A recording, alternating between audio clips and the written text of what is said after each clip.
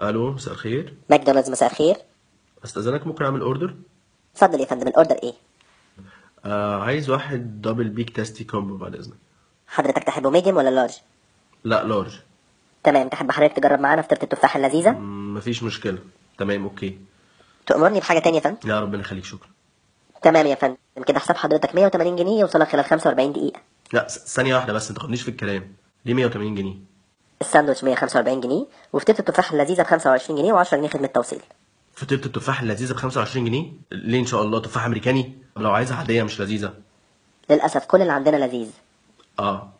ماشي يا عم لذيذ. لا خلاص، الغيها خالص، انا مش عايز احلي. كده كده في نص طبق رز بلبن في التلاجة، ممكن ابقى احليه بعد الاكل، مفيش مشكله. تمام يا فندم، كده يبقى 155 جنيه. لا برضو كتير يا باشا. طب لو خلينا البطاطس ميديوم؟ هتفرق في 3 جنيه بس يا فندم. لا كتير برضه يا باشا، انتوا مكبرين الموضوع قوي. خلاص بص، الغي البطاطس. كده كده في بطاطسيتين هنا ممكن احمرهم عادي، مفيش مشكله. تمام يا فندم، كده 120 جنيه.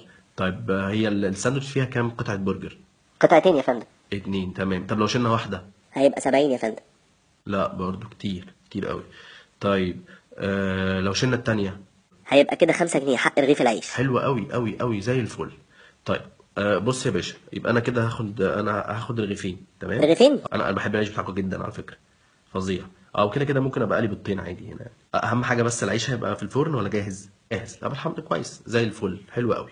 طيب ممكن بس استاذنك، يعني ايه، نص كيلو بقسماط بقى وانت جاي. مع العيش يعني. تحت امرك يا فندم، ربنا شكرا يخليك. لاتصالك بفرن ابو جهاد، مع السلامه. مع السلامه.